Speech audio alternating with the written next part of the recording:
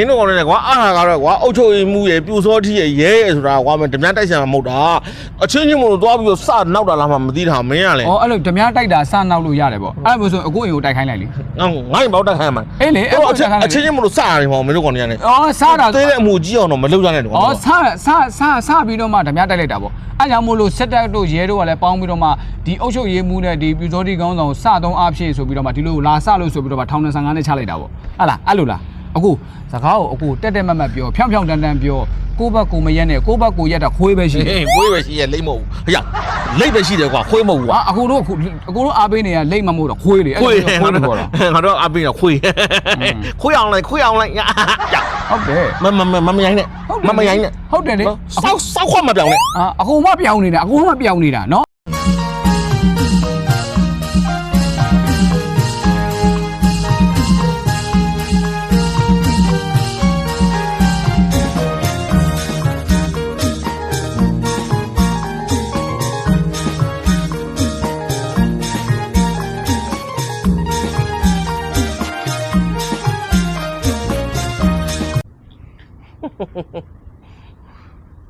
အမေရိကန်ဆွနိုင်ငံဒီကောင်ဘာတဲ့ကွာဒီကောင်ဘာတဲ့ဟမ်အမေရိကန်ဟိုနေရာနဲ့သူပါခုနကဘာပြောတာအမေရိကန်နိုင်ငံပြောတယ်ဒီကောင်တွေကဘာတွေမို့လဲဒီကောင်လည်းဘာလဲဟိုနေရာဆိုလဲသူပါလိုက်ဒီနေရာဆိုလဲသူပါလိုက်သူအကြောင်းမဟုတ်လဲသူပါအကြောင်းဟုတ်လဲပါဒီကောင်နေရာတကာတော့ပါလီယာငါပြီးချက်ဖြစ်နေပါလီယာငါပြီးချက်မဟုတ်ဘူးလေအမေရိကန်နိုင်ငံဆိုတာကကုလသမဂ္ဂနိုင်ငံတွေထဲမှာလည်းပါတယ်နော်အကုန်လုံးကဘာနဲ့ခြီးပြီးတော့မှလှုပ်တဲ့နော်ကောင်းချင်းစိုးချင်းတွေထဲမှာနော်အမေရိကန်နိုင်ငံအကုန်ပါတယ်အခုအမေရိကန်ကဘာဖြစ်လို့လဲဟမ်မင်းအောင်လည်းဘာလဲဖာဝနာထုတ်ခိုင်းလို့လားမင်းအောင်လည်းဖာဝနာထုတ်ကြည့်ပါလားကွာမင်းအကြံတဲ့ကောင်နဲ့မတွေ့ငါနဲ့တော့တွေ့သွားမှာပေါ့မင်းကလေအဲ့ဒါကိုပါမင်းအောင်လည်းတူဖမ်းခံရမှာပေါ့ငါဖမ်းခံရမှာပါဆိုရမင်းရောက်လေဟုတ်တယ်လေငါဘောက်ဖမ်းခံရမှာအခုကငါပြောနေတာကွာDKBA နဲ့ DKBA အဖွဲ့နဲ့ DKBA ခေါင်းဆောင်၄ဦးကိုအမေရိကန်ကနေပြီးတော့ဒီကြားဖြန်ကိစ္စနဲ့ပတ်သက်ပြီးတော့သူကဒဏ်ခတ်ပြီးပိတ်ဆို့ပြန်ပြီသူပဲလိုက်ရောပိတ်ဆို့နောက်ပိုင်းကြောက်ရှင်အမေရိကန်ကမင်းကလည်းဟိုတော့မဆိုလို့ရှိရင်ကွာဟိုချီပေါက်တွေသေးပေါက်တွေပါလိုက်ရောပိတ်ဆို့မလားမသိဘူးပိတ်ဆို့လိုက်တာလွန်ထွက်နေရပဲလုံးရရင်လုံးဝမှာပေါ့ဒီကောင်တွေကမြန်မာနိုင်ငံသူနိုင်ငံသားတွေပေါ်မှာကောင်းတဲ့လူတွေမှမဟုတ်တာမကောင်းမလားသူတို့လူမျိုးတွေတော့သူတို့မကောင်းတာဗျာအကိုကလည်းဒီကောင်တွေကြောင့်ကရင်လူမျိုးတွေဘယ်လောက်ဒုက္ခရောက်လဲအကိုသိလားမကောင်းဘဲတော့ခေါင်းဆောင်ဖြစ်မလားကွာအခုဆိုလို့ရှိရင်သူတို့ပိတ်ဆို့ရဆိုလို့ရှိရင်တော့စောစတီတို့နော်စောဆိုင်ဝင်းတို့ပြီးလို့ရှိရင်ဘာလဲဟိုဆိုင်းအောင်တို့ပြီးဆိုဆိုင်းကျော်လှတို့ဒီကောင်တွေကွာသူတို့တွေလည်းကွာမင်းကလည်းကွာသူတို့ကရင်လူမျိုးတွေအတွက်ကိုသူတို့ဒါအလုံးလုံးနေတဲ့လူတွေအဲ့တော့သူတို့ကနေဘာလဲဒီကြားဖြန်းနဲ့ပတ်သက်လို့တဲ့သူဒီမှာကွာမြန်မာနိုင်ငံမှာဖြစ်နေဟောတော့အမေရိကန်တွေတော့ဘယ်လိုသိငါပြောတာသိတာဗောအကိုကလည်းကဘာကြီးရဲ့ရွာကြီးဖြစ်နေပြီအကိုတို့ကြိုက်တာလို့နော်နောက်ဆုံးဗျာအကိုဘယ်အိမ်သားမှာအီးပါနေလဲဆိုတာအစရိုးတူးကနေထောက်ကြည့်လို့ရတယ်ကြည့်ရတာကရမင်းအဲ့ဒါမဟုတ်တာမပြောတာအဲ့ဒါဆိုမင်းအကုန်လုံးရှက်စရာကြီးဖြစ်ကုန်မှာဗောကွာမင်းအဲ့ဒါပြောတာလေအကိုကကျွန်တော်မြင်တာကိုပြောပြတာလေအခုကြည့်အောင်ရန်ကုန်မှာရှိနေတဲ့နော်ဒါကျွန်တော်တို့မီးပွိုင်တွေကနေပြီးတော့မှလေတဲ့မှာ data တွေသတင်းတွေအဲ့ဒီຢာတွေအကုန်လုံးနိုင်ငံခြားအဲဂျာစီယာသတင်းဌာနအကုန်ပေါက်သွားပြီတဲ့ကျင်းသားကိုယ်နိုင်ငံမှာရှိနေတဲ့လုံခြုံရေးတွေမှန်သမျှကိုသူများနိုင်ငံကသတင်းတွေထဲရှိအောင်ရောက်တယ်ဆိုတော့ကိုယ်နိုင်ငံရဲ့လုံခြုံမှုကဘယ်လောက်ရှိလဲမရှိလဲဆိုတာစဉ်းစားကြည့်လေစဉ်းစားကြည့်အဲ့ထဲမှာဆိုရင်လေပြည်သူတွေကိုအကိုတို့စက်တက်ကကောင်တွေဆန္ဒပြတဲ့ကာလာတော့ကဘယ်လောက်တော့မှရက်ဆက်ခဲ့လဲနှိပ်စက်ခဲ့လဲဆိုတာကိုကမ္ဘာသတင်းတွေကနေဖော်ပြတော့မယ်အဲ့မှာမင်းအောင်လိုင်းတို့စောက်ချက်နှစ်ခါထပ်ကွဲပြီစောက်ချက်တွေကွဲပြီဟုတ်တယ်လေဘာစောက်ချက်ခွဲရမှာသွားပြီလေအခုDKB အကိုပြောတဲ့အဲ့ကိုပြောတဲ့စောစိန်ဝင်းဆိုတဲ့ကောင်တွေစောဆိုင်အောင်ဆိုတဲ့ကောင်တွေစောစတီဆိုတဲ့ကောင်တွေကအရေးချင်းရှိလို့ဘိုလ်ချုပ်နေရာတွေရောက်ခဲ့တဲ့ကောင်တွေမဟုတ်ဘူးဒီကောင်တွေကအကကောင်းလို့နော် DKBA ဆိုတာကလေ KNU ကိုနော်ပြောမယ်ဆိုရင်စစ်တပ်ကတိုက်ရမှာပြောမယ်ဆိုရင်ကြောက်လို့ဗျာသိရမလားဗုဒ္ဓဘာသာကရင်နဲ့ခရစ်ယာန်ကရင်ကိုခွဲလိုက်တဲ့နော်လူမျိုးမိုင်းဝါဒမိုင်းဘာသာရေးမိုင်းတွေကြောင့်အဲ့ကရင်လူမျိုးတွေတွဲကွဲခဲ့ရတာအဓိကလုပ်ရကအဲ့စစ်တပ်ကြောင့်စစ်တပ်ကြောင့်ဖြစ်ခဲ့တာအကကောင်းနိုင်တာခေါင်းဆောင်ဖြစ်မယ်ဆိုမင်းကလည်းစူပါဒူကသမရဖြစ်နေမှာဗောကွာမင်းအကိုကအဲ့စူပါလူလိုကောင်မျိုးတွေပဲစစ်တပ်ထဲမှာဖြစ်နေတာလေစစ်တပ်ထဲမှာအခုဒီကျွန်တော်တို့ဟ ဟိုကြော်စွာလင်းလိုကောင်မျိုးတွေတကယ်ကြော်စွာလင်းလိုကောင်မျိုးကတနက်တောင်ဖြောင်းအောင်ဖြစ်တယ် ကြော်စွာလင်းတော့မခေါ်နဲ့ဒီကွာမင်းရတယ်ဘာကြော်စွာဝင်းလေးတော့ထဲခေါ်လေဘာကြော်စွာဝင်းတော့ခေါ်ကောင်းလေဘာကြော်စွာဝင်းအကိုတို့ပဲခေါ် ဘာကြော်စွာလင်း အကိုတို့ပဲခေါ်ကျွန်တော်တို့မဟုတ်ဘူးအဲ့ဒီကောင်တွေအကတ်ကောင်းလို့အဲ့ဒီကောင်ဆိုရင်တနက်တောင်ဖြောင်းအောင်ဖြစ်တယ်တာမဟုတ်ဘူးတဲ့ဒီကောင်ဘဝမှာစစ်သားဖြစ်တဲ့မြတ်တသက်တာလုံးမှာဒီကောင်က PS ဆိုပဲလုပ်ခဲ့တဲ့ကောင်တဲ့အဲ့လိုကောင်မျိုးတော့တက်ချုပ်4နေရာမျိုး3နေရာမျိုး2နေရာမျိုးရောက်တယ်ဆိုတော့စဉ်းစားကြည့်ပေါ့စစ်တပ်ကြီးမှာရှိနေတဲ့ကောင်တွေအရေးကြီးရှိမရှိ စဉ်းစားစရာကိုမလိုတာเนาะမင်းတို့ဘက်ကကောင်းတွေကိုလည်းပြောလိုက်เนาะလေကြီးမိုးကြီးတွေတိတ်မပြောနဲ့လို့เนาะကို့ဖင်နဲ့ကိုချီးလေးတော့တိုင်းပြီးတော့ယိုကြเนาะငါပြောချင်တာเนาะကို့ဖင်နဲ့ကိုချီးလေးတော့တိုင်းပြီးတော့ယိုကြအခုဆိုလို့ရှိရင်ဗါလေဟိုမင်းတို့ဒီမွန်ပြည်နယ်ကမွန်ပြည်နယ်ကမွန်ပါလဲကွာနေသမောင်းသိပါတယ်ကျွန်တော်သိပါတယ်ဗျ MSIF တို့မွန်ပြည်ဒေါ်လာရေးတက်ဦးတို့အဲ့ကောင်တွေကနေပြီးဗါလေဟိုငါတို့ဒီရွေးကောက်ပွဲမှာတဲ့ပါဝင်ပတ်သက်တဲ့လူတွေကိုတဲ့အရေးယူဖို့အတွက်ကိုတဲ့သူတို့တွေကပါတယ်ဟိုအစီအစဉ်ကျွန်တော်ဘာလုပ်တယ်ဆိုတော့ကွာစီစဉ်နေဆိုတော့ကွာအဲ့ဒါအခုကအဲ့ဒါမွန်ပြည်နယ်ပဲကိုသိတာလားစကိုင်းတို့ကလေးတို့ချင်းတို့မြန်မာနိုင်ငံအနှံ့ပြားမှာရှိနေတဲ့တော်လိုင်းအတွက်ကိုရက်တီနေတဲ့အဖွဲ့အစည်းအကုန်မှန်သမျှဒီရွေးကောက်ပွဲနဲ့ပတ်သက်ပြီးတော့မှထောက်ခံတဲ့ကောင်းတွေရွေးကောက်ပွဲနဲ့ပတ်သက်ပြီးတော့မှပြည်သူကိုမတရားမဲပေးခိုင်းတဲ့ကောင်းတွေမှန်သမျှကိုမြေပြင်ဆင်းပြီးအရေးယူဖို့အတွက်ပါကျွန်တော်တို့အကုန်လုပ်ပြီးသွားပြီเนาะအကုန်လည်းအဲ့လိုမျိုးလှုပ်ချင်တယ်ဆိုရင်လှုပ်ကြည့်အကုန်လည်းဒီကောင်တွေအရေးယူရေးယူမှာငါလည်းရမင်းတို့အရေးယူနေယူလို့ရမလားကွာတို့တွေပြောမယ်ဆိုလို့ရှိရင်ကွာဒါတနိုင်ငံလုံးတဲ့နော်ပါတီစုံဒီမိုကရေစီလွတ်လပ်တရားမျှတတော့ပါတီစုံဒီမိုကရေစီရွေးကောက်ပွဲအဲ့ဒီရွေးကောက်ပွဲကြီးကျင်းပတာကိုဒီရွေးကောက်ပွဲကြီးမှာပါဝင်ပတ်သက်တဲ့လူတွေကိုတို့တွေကအရေးယူမယ်ဆိုတော့အကြမ်းဖက်မဆန်နေဘူးလားငါပြောတာကနော်အကြမ်းဖက်မဆန်နေဘူးလားအဲ့ဒါအကြမ်းဖက်ဆန်တာမဟုတ်ဘူးအကိုတို့စစ်တပ်ကကောင်တွေလုတ်တဲ့ရွေးကောက်ပွဲကကြမ်းခံရေးအတွက်လုတ်တဲ့စစ်တပ်ဦးစီးပြီးလုတ်တဲ့ရွေးကောက်ပွဲအဲ့ကြောင့်မို့လို့ပြည်သူကမထောက်ခံတာအကိုတို့မသိတာတခုကရွေးကောက်ပွဲပြီးသွားပြီရှေ့မှာနိုင်ခဲ့ပြီးသွားပြီ NLD လည်းနိုင်ခဲ့ပြီးသွားပြီနောက်ဆုံးအမေစုလည်းနိုင်ခဲ့ပြီးသွားပြီအဲ့လိုနိုင်တဲ့ဥစ္စာကိုအကိုတို့ဘက်ကကောင်တွေကအမေစုနဲ့နော် NLD ကိုမုန်းလို့အကိုတို့ကအာနာသိန်းတာဘာမှမဲလိမ်မဲခိုးလို့အာနာသိန်းတာမဟုတ်ဘူးသိလားရွေးကောက်ပွဲပြီးရဆိုရင်ဘလုံးကလက်မခံဘူးငါလက်မခံဘူးမင်းတို့ပြောတဲ့ရွေးကောက်ပွဲပြီးသွားတဲ့စကားလုံးဝလက်ခံနိုင်ကြအကြောင်းတော့မှမရှိရွေးကောက်ပွဲပြီးသွားပြီဆိုလို့ရှိရင်ငါတို့ကြားခိုင်ရဘာလို့မနိုင်ရလဲကြားခိုင်ရနိုင်မလားလို့အကောကလည်းကြားခိုင်ဆိုတာစစ်တပ်အောက်မှာရှိနေတဲ့ပါတီတက်တက်ပဲလေတာဆာညာတို့အတူတူပဲလေဒီကောင်တွေတိုင်းသားစင်းလို့ညညရေးပါတီဆိုစပန်နာပါတီပေါ့ဗျာအဲ့ဒီကောင်တွေဆိုအတူတူပဲစစ်တပ်အောက်မှာရှိနေတဲ့ကောင်တွေမှန်သမျှကိုပြည်သူတွေကယွန်လိုက်တာမှအကိုရဲ့ချီးတဲ့တောင်ဆိုးသေးတယ်သိလားချီးတဲ့တောင်ဆိုးသေးတယ်အကိုတို့ကြားခိုင်ရကောင်တွေကလေနိုင်ဖို့မပြောနဲ့သူတို့အားသာပါဆိုတဲ့နေရာမှာတော့မှလေတိတယ်မလားပြည်သူတွေက NLD ကြီးရွေးပြီးမဲထဲကြတာအဲ့တော့ကိုတို့ဘက်ကကောင်တွေ NLD ကိုမုန်းတာအမေစုမုန်းတာမဆန်းပါဘူးဗျာအဲ့တော့ NLD ကိုမဲထဲတဲ့အခါကျတော့နိုင်ငံကကတောင်းကနေနေအကုန်လုံးဖြစ်ကုန်တာဗောနော်မင်းတို့သိထားပါမင်းတို့မှတ်ထားကမှာကနောင်ကိုလည်းမှတ်ထားအခုလည်းမှတ်ထားနော်ကျန်းခိုင်ကြီးမနိုင်လို့ရှိရင်ရွေးကောက်ပွဲပြီးတဲ့ဆိုတော့စကားကိုဘယ်တော့ခါမှမပြောနဲ့အေးလေအခုဒီရွေးကောက်ပွဲလဲကြက်ခိုင်ရင်မနိုင်အခုတို့အာဏာထပ်သိမ်းဦးမှာမလားဟမ်အာဏာထပ်သိမ်းဦးမှာမလားနိုင်ငံတော်ကောင်းအောင်လို့လုပ်ပေးနေတာဆိုလို့ကြမ်းခိုင်ရေးပါတီတစ်ပါတီပဲရှိရလေခင်မိဖုန်းသားနိုင်ငံတော်တစ်တရက်ကိုတိဆောက်ပေးနိုင်တာဆိုလို့ငါတို့ဘာဘာကြီးများစုစည်းရာကြမ်းခိုင်ရေးပါတီတစ်ပါတီမှလွဲပြီးတော့အထားမရှိအခုလဲနော်အခုအားကိုးတဲ့အဘတွေလို့ပဲခွေးစကားတွေသိပြောတာဟောင်းတာကိုအဲ့ရမငဲတာဟုတ်တယ်အခုကျွန်တော်ပြောပြမယ်ကြမ်းခိုင်ရေးလောက်ကိုပြောမလို့လက်ရှိစစ်တပ်အုပ်ချုပ်တဲ့ကာလပတ်လုံးမှာအုပ်ချုပ်ရေးမှုဆိုရအစတကယ်ပေါက်လို့ပဲစားကုန်လေးကြီးရွေးခံတာသိလားလုံးပြန်မြဲတော့အကြောင်းမရှိကြောင်းကြီးဟိုအုပ်ချုပ်မှုတွေမတွားထိခိုက်ပြန်ပြီဟုတ်တယ်လေအခုဒီစကိုင်းမှာလေစကိုင်းအောင်သစ္စာရက်ကွက်အုပ်ချုပ်ရေးမှုအောင်နဲ့ပြည်စောတိခေါင်းဆောင်အားပေါင်တို့အဲ့ကောင်တွေပူပေါင်းပြီးတော့မှဗျာရဲအရာရှိရဲ့နေအိမ်လေးအဲ့ဘေးကြီးရဲ့အငိမ့်သားရဲအရာရှိဟောင်းအဲ့ဘေးကြီးရဲ့အိမ်ကိုနော်အငိမ့်သားရဲ့နေအိမ်ကိုတွားပြီးတော့မှဓမြတိုက်တယ်တဲ့အဲ့ဒီအိမ်ကိုဓမြတွားတိုက်တယ်တဲ့ပြည်စောတိခေါင်းဆောင်နဲ့အုပ်ချုပ်ရေးမှုဟောင်းပေါင်းပြီးတော့မှအုပ်ချုပ်ရေးမှုနဲ့ပေါင်းပြီးတော့မှဓမြသွားတိုက်တယ်တဲ့အဲ့ဒီကောင်တွေအခုညာတွင်ချင်းဖမ်းပြီးတော့ထောင်15နှစ်ချလိုက်ပြီတဲ့ကဲဘယ်လိုလုပ်ကြမလဲဘယ်လိုလုပ်ကြမလဲမင်းတို့ကောင်တွေကွာအားဟာကတော့ကွာအုပ်ချုပ်ရေးမှုရဲ့ပြူစောတိရဲ့ရဲဆိုတာကွာမဓမြတိုက်ဆံမဟုတ်တာအချင်းချင်းမို့လို့သွားပြီးတော့စနောက်တာလားမှမသိတာမင်းကလေဩအဲ့လိုဓမြတိုက်တာစနောက်လို့ရတယ်ပေါ့အဲ့လိုဆိုအခုအိမ်ကိုတိုက်ခိုင်းလိုက်လေ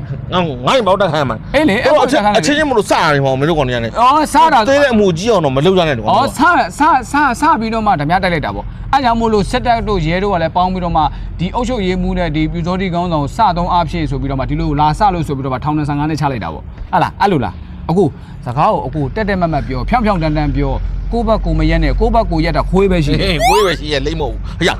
လိမ့်ပဲရှိတယ်ကွာခွေးမဟုတ်ဘူးကွာ အခုတို့အားပေးနေရလိမ့်မမို့တော့ခွေးလေ ခွေး ခွေးလို့ပြောတာ ငါတို့အပေးတော့ခွေးအောင်လိုက်ဟုတ်တယ်မရိုင်းနဲ့မရိုင်းနဲ့ ဟုတ်တယ်လေ စောက်ခွက်မပြောင်းနဲ့ အခုမှပြောင်းနေတာနော်အခုကြည့်လိုက်အောင်အခုတို့ဒါအုပ်ချုပ်ရေးမှုနောက်ရှိသေးတယ်ရဲဆိုတဲ့ကောင်ကဒီကျွန်တော်တို့ပကိုးလေဝေါ်မှာပကိုးဝေါ်မှာမြေကျိုးတိုက်နေရနော်အဲ့ဒီရဲဆိုတဲ့ကောင်မဲတော့နေရင်းရဲတော့နေရင်းရဲအကောင်ကရဲစင်နဲ့အကောင်နာမည်အမနေရင်းရဲဇင်မင်းသူဆိုတဲ့ကောင်အဲ့ဒီကောင်ကမလေးအဲ့ဒီဝေါ်မြို့နယ်မှာရှိနေတဲ့ PDF တွေကျွန်တော်တော်လန်ပြည်သူတွေရဲ့သတင်းတွေကိုလိုက်ပြီးတော့မှစုံစမ်းနေတာအဲ့ဒီကောင်ကိုကျွန်တော်တို့ညီကိုတော်တွေကအဲ့ဒီရဲစခန်းအနီးမှာပဲပြစ်ခတ်ပြီးရှင်းနေမလိုက်တာရှောရဲရှောပြန်ရမင်းတို့မရိုင်းနဲ့ကွာမင်းကဘာလို့ဒါရဲကွာသူရဲလို့တာပဲအဲ့ဒါကိုမင်းတို့ကောင်တွေကမင်းနောက်ကျောဓာတ်နဲ့ထိုးကြတော့မလိုပါဘူးကွာနောက်ကျောဓာတ်နဲ့ထိုးတာမဟုတ်ရဲစခန်းရှိမှနေပြစ်သွားတာရဲစခန်းရှိမှနေပြစ်သွားတိတ်ပြီးတော့မှဟဲ့အောင်ငါတို့ကဟိုတိတ်ပြီးတော့မှတဲ့မှာဟာတတိရှိပါတယ်တိတ်ပြီးတော့မှမင်းတို့တော်လိုင်းလုံးနေတဲ့ကောင်တို့တကောင်မှဂယူးမဆက်ဘူးဆိုရဲစိန်ခေါ်တဲ့ကောင်တွေမှန်သမျှတေလိုက်ရဲစခန်းရှိမှာတို့နော်ဆက်တက်ဂိတ်ရှိမှာတို့တေလိုက်အဲ့နေရာတွေကြီးတင်နေကြတာအခုတို့မသေးတာဆိုလို့တင်ချန်ကိုဘေးပဲရှိတယ်ဟောတင်ချန်ကိုဘေးရှိတင်ချန်ကိုဘေးတေလို့ရှိရင်ရမရိုင်းလိုက်တင်ချန်ကိုဘေးကတော့တေးရတာအဲ့ဒါပြောတာလေအခုကြည့်လိုက်အခုရဲပြီးသွားပြန်တော့စစ်သားစစ်သားအခုတို့အရန်နေအားကိုးနေတာလေတက်မ33ဆိုတာလေဟာတကယ်တက်မ33စကိုင်းတို့ကမ်ဘလူတို့ခင်ဦးဘက်တွေမှာဟာလက်ဆွမ်းပြနေရလက်ဆွမ်းပြချက်ကတော့အခုစစ်ကြောင်းလိုက်ပါပြုတ်သွားတာစစ်ကြောင်းလိုက်ပြုတ်သွားစစ်ကြောင်းပြုတ်တယ်ဆိုတော့ကွာဟိုပျောက်သွားတာပေါ့သိအောင်တာပေါ့ကိုပြောစစ်ကြောင်းဟုတ်တယ်မရိုင်းလိုက်လားဟုတ်တယ်အဲ့စကိုင်းကမ်ဘလူကနေပြီးတော့ခင်ဦးဘက်ကိုစစ်ကြောင်းထိုးတယ်ကိုလူရောက်အားလုံးပေါင်း100ကျော်ရှိတယ်အဲ့100ကျော်ရှိတဲ့စစ်ကြောင်းကိုကျွန်တော်တို့စကိုင်းတို့ရွှေဘိုတို့ရေဦးတို့အဲ့မှာရှိတဲ့ကမ်ဘလူတို့မှာရှိနေတဲ့ညီကိုတွေကပေါင်းပြီးတော့မှကြိတ်လိုက်တဲ့ထဲမှာဒီကောင်တွေစစ်ကြောင်းကစုဖွဲ့မှုပြတ်သွားတဲ့အပြင်ကိုဒီစစ်ကြောင်းမှုအပါစစ်သား90ဦးရှောသွားတယ်အပြီးတော့ရင်စစ်တုံးမှန်15ယောက်နဲ့လက်နက်ခဲရမ်းနေဆိုတာလေအပုံလိုက်ကြီးကြလိုက်တာဗျာအလူတကာကြီးမင်းအောင်လိုက်အလူပေါ့မင်းအောင်လိုက်အလူပေါ့ပြောစီမတီးပဲနဲ့လှူတာဆိုပြီးရင်လက်နက်တွေပဲလှူတာစစ်တုံးမှန်တော့15ယောက်မိတယ်စစ်ကြောင်းမှုအပါအယောက်50သေးတယ်ကြည့်လိုက်စမ်းအေးနော်မင်းတို့သူ့ကလေးကိုကလေးဆိုတော့ရှိပါတယ်ကွာမင်းတို့ကလေးမင်းတို့လှုပ်တယ်လို့ကွာငါတို့ကလေးချာမှာမင်းတို့ပြောမယ်ဆိုလို့ရှိရင်ကွာဟိုစကားနဲ့ပြောမယ်ဆိုမင်းတို့မိုးကောင်းတော့ရွာထားအောင်ပေါ့ကွာအခုကလည်းအခုသိထားဘူးကဘုံလုံးတလဲငပြန်တလဲတဲ့နော်ပြောမယ်ဆိုရင်လက်ရှိချိန်နေတခုမှာခွေးလေးခုံလို့ဖုံမထပါဘူးဗျာအဲ့ခွေးလေးခုံလို့ဖုံမထဘူးဆိုတာလည်းမင်းတို့ငါပြောချင်တယ်နော်အခုဆိုလို့ရှိရင်ဟိုစားမင်းတို့ရဲ့ဥကြုံမိုးထုံးနော်တိတ်ပြီးတော့စကားတွေတိတ်ပြီးတော့တွားပြီးတော့အများကြီးမပြောနဲ့လို့နော်စကားဆိုတာစကားပြောပါမယ်စကားတွေကဇာတိပြစကားဆိုတာပြောတိုင်းကောင်းတာမဟုတ်ငါကောင်းကြီးဟုတ်လားနော်ဘာဖြစ်လို့လဲခုဆိုလို့ရှိရင် तू ကဘာတွေလဲဆိုတော့ကဟိုမင်းအွန်လိုင်းကိုမင်းအွန်လိုင်းဆိုတော့ငါတို့ကဘာဦးမင်းအွန်လိုင်းကိုဖန်ဝန်တန်ထုတ်ဖို့အကြောင်းပြီးလို့ရှိရင်မြန်မာနိုင်ငံရဲ့ဒီဂျာသဝဲမှုတွေကိုတရားစီရင်မှုကို NUG ကနေပြီးတော့လက်ခံနဲ့ခွင့်ပြုတယ်ဆိုတဲ့အကြောင်းကွာတွားပြီးတော့အမြဲတမ်းကုလသမဂ္ဂမှာတွားပြီးပြောတယ်ဟာတော်ဒီလိုပြောမှလေ तू ကဒီလိုပြောဖို့အတွက် तू ဒီနေရာကိုယူထားတာ तू ပြောရမယ်လေမြန်မာနိုင်ငံကိုစားပြုပြီးတော့မှမြန်မာနိုင်ငံဆိုတော့မှမြန်မာနိုင်ငံမှာရှိနေတဲ့မတရားခံခဲ့ရတဲ့တော်လန်ပြည်သူကိုစားပြုပြီး तू ကပြောတာ तू ပြောတယ်လေပြောပါစေလေဘာဖြစ်လဲအကောမထောက်ခံဘူးလားဘာဖြစ်လို့လဲမင်းအောင်လိုင်းကိုဖန်ဝန်တန်းထုတ်ပေးဖို့ကိစ္စနဲ့ပတ်သက်ပြီးအကိုတို့ကလက်မခံဘူးဆိုတော့အကိုတို့တွေကမင်းအောင်လိုင်းကိုအားပေးတာနဲ့မတူဘဲနဲ့ပြည်သူကိုဒုက္ခပေးဖို့တတ်မွေးဖွားလာတဲ့လူတို့အကိုတို့ကဖြစ်နေပြီသိလားမင်းရတယ်ကွာမင်းကိုယ်နိုင်ငံနဲ့ကိုယ်ခေါင်းဆောင်မင်းဖမ်းဖို့ကတော့မင်းမြောက်ပေးတယ်ဆိုတော့မင်းတို့ကအသားတွေကလောက်တွေဖြစ်ကုန်ပြီဒီကောင်ကခေါင်းဆောင်ကောင်းဆိုရင်တော့ကျွန်တော်တို့ကဖမ်းခိုင်းမလားဗျာအကိုကလည်းကျွန်တော်ပြောတာရှင်းလေးနော်ဟိုကျွန်တော်တို့ justice soldier ကိုဆွဲပြောတယ်လို့မျိုးပဲရန်ကုန်မြို့ကမဲဆောက်လောက်တိုးတက်တယ်ဆိုရင်ကျွန်တော်ဒေါ်လာရင်းမလုပ်ဘူးတဲ့အခုကရန်ကုန်မြို့ကမဲဆောက်လောက်ကိုတိုးတက်ဖို့မပြောနဲ့နော်အီသီယိုးပီးယားနိုင်ငံနဲ့ရန်ကုန်တစ်မြို့နယ်နေတဲ့ရှင်တောင်မှအီသီယိုးပီးယားနိုင်ငံတိုးတက်အောင်ရန်ကုန်ကစုပ်ပြတ်တတ်နေတာပဲအဲ့တော့မတရားမနှိမ့်ချလုံးအာကြီးกว่าနှိမ့်ချလုံးအာကြီးတာလည်းမပြောနဲ့လေအကိုကလည်းနေရာတိုင်းလိုမှာအကိုတို့ကိုမထောက်ခံလို့နော်အကိုတို့ဖမ်းနေတဲ့ကောင်တွေရှိတယ်အကိုတို့အဲ့လိုမျိုးတွေဒုက္ခတွေပေးတဲ့ကြောင့်မို့လို့ကျွန်တော်တို့တော်လိုင်းဘက်ကနေပြီးတော့အကိုတို့ကိုရှင်းလို့တိုက်ပွဲတွေဖွင့်ဆောင်လို့တေးလိုက်ကြတာတဲ့နေတာမို့ကချင်ကရရှင်းနော်မွန်မြန်မာရခိုင်ရှင်းအဲ့တိုင်းရင်းသားပြည်နယ်တွေမှာရောတိုင်းဒေသကြီးတွေမှာတေးလိုက်ကြတာဆိုတော့နေတာမဟုတ်ဘူးဒီမှာအခုဒီမှာရခိုင်အာရခတော့အေးရဲ့ ဥဆောင်မှုနဲ့တူအရကားတော့အေယာကိုတွေ့တယ်နော်ရခိုင်အေယာဝတီတို့ရခိုင် သိတယ်ကွာအကြမ်းဖက်နေတာကွာ အခုဒီတာပေါင်းနဲ့၄မျက်နှာဘက်တွေမှာကျွန်တော်တို့အရကားတော့အေနဲ့ပူပေါင်း PDF ညီကိုတော်တွေနဲ့ဒီကောင်တွေနဲ့တိုက်ပွဲတွေဖြစ်တာအခုတို့ဘက်ကကောင်တွေပြေးတာဆိုတော့ကစင်ကလျားတော့ထွက်ပြေးရတယ်တဲ့ရိုးတော့မပြေးဘူးကစင်ကလျားပြေးတယ်တဲ့ပြေးတယ်ဆိုတာကြောက်လို့ပြေးတာမဟုတ်ဘူးရောချီးပါကျွန်တော်အင်တာပြေးတက်တာရောက်ဩတေးမှာဆိုလို့ပြေးတာပါမင်းပေါက်ကဆောင်မပြောနဲ့ပေါက်ကဆောင်မပြောနဲ့နော်အေးဘာပဲဖြစ်ဖြစ်နော်မင်းတို့ကောင်တွေပြေးနေတဲ့ရွှေကောင်တနေကုန်တိမှာပဲရွေးကောက်ပွဲကြီးပြီးတဲ့အခါကျရင်မင်းတို့တိသွားလိမ့်မယ်နော်ငါပြောချင်တာကအခုဒီဘာခင်ညာပြောပြီနော်ဘာခင်ညာပြောပြီနော်သူတို့တွေကဒီရွေးကောက်ပွဲပြီးဆုံးသွားလို့ကြမ်းခိုင်ရေးပါတီနိုင်သွားလို့အစိုးရအသစ်ဖွဲ့စည်းပြီဆိုလို့ရှိရင်တဲ့နော်ဒီအစိုးရအသစ်က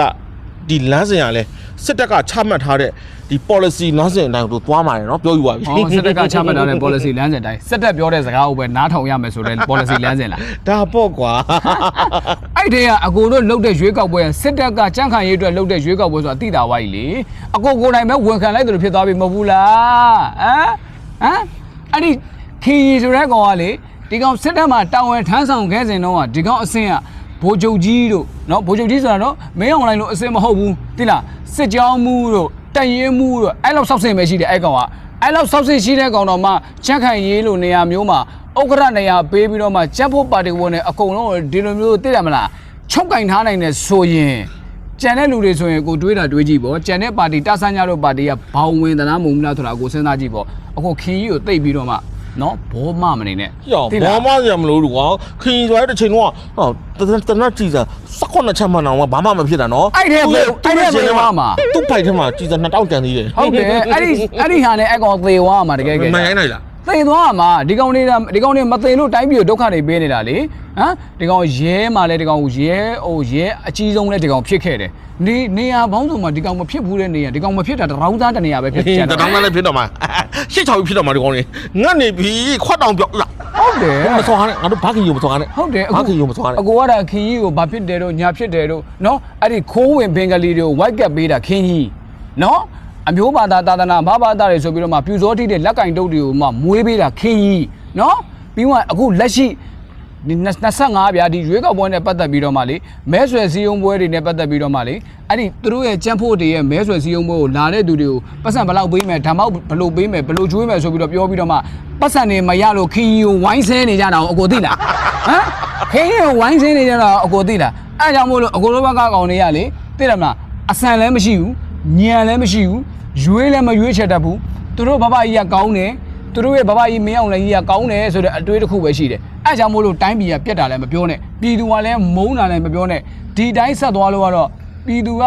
ခွေးဘဝနေလေဘယ်တလိမ့်ဆန်ဘဝရောက်လို့ရောင်မှမသိတော့ဖြစ်နေဦးမယ်အဲ့လိုလူမျိုးတွေကိုအကိုတို့ပဲထောက်ခံပြည်သူစစ်ဖြစ်တဲ့တော်လန်ပြည်သူစစ်ဖြစ်တဲ့ကျွန်တော်တို့လူမျိုးတွေကတော့ထောက်ခံဖို့မပြောနဲ့ဟဲ့လိုမျက်လုံးရှိမှမြင်အောင်မှလေအဲ့ကောင်တွေရဲ့သိတယ်မလားခန္ဓာကိုယ်ရင်ဝအဲ့လိုစောင့်ကန်ပြီးတော့မှလင်မြေဟောလို့နေနာမှာ